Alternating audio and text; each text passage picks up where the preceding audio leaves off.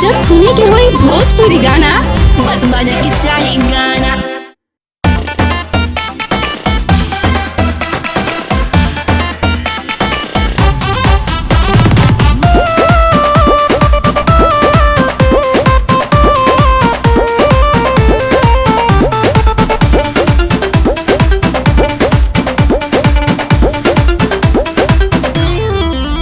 अभी उम्र ही क्या मेरी हुई है, देह छूना ना छुई मुई है। अभी उम्र ही क्या मेरी हुई है, देह छूना ना छुई मुई है। एज को बट देह खाली भरल बा कि जब से दिसमर चढ़ल बा कमर के नमर बढ़ल बा। कि जब से दिसमर चढ़ल बा कमर के नमर बढ़ल बा। अरारी पबरारी चढ़ल बा कि कहीं तोहर गाड़ी लड़ल बा। कि जब से दिसमर चढ़ल बा कमर के नमर बढ़ल बा।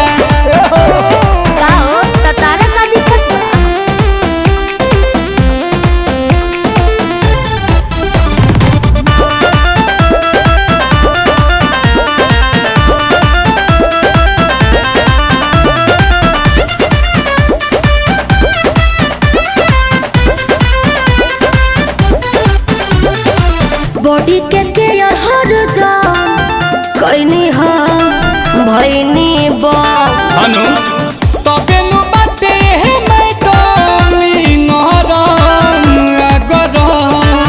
अरे बम के गोला बॉडी के केयर हरदम कइनी हम भइनी बा। तबे नु बाटे हे मैडम नरम गरम। लोग के फरक हमर के पे कह रहल बा। एही से फेर फूलल फरल बा तबे नु हरियरी बढ़ल बा। एही से फेर फूलल फरल बा तबे नु हरियरी बढ़ल बा। ई फल पूरा रसवे भरल बा कि खाद पानी असरे पड़ल बा। कि जब से दिसमर चढ़ल बा कमर के नमर बढ़ल बा। अरे उपजाऊ जमीन हो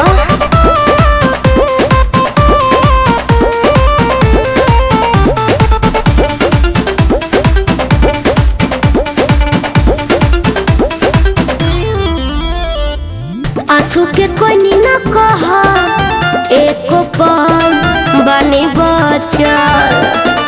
कभी है अबे हल भाल कमाल होने चल। अरे चलो ना काहे जाई का करबो आंसू के कोई न कहा एको पल बनी बचल।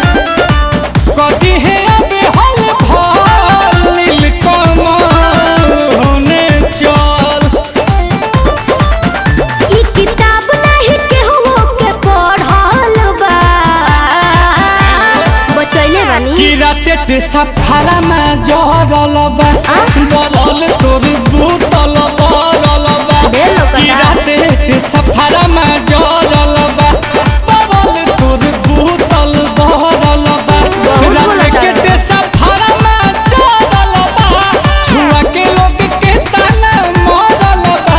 हो जब से दिसमर चढ़ल बा कमर के नमर बढ़ल बा। तोहरो पावर हाउस खत्मे बा।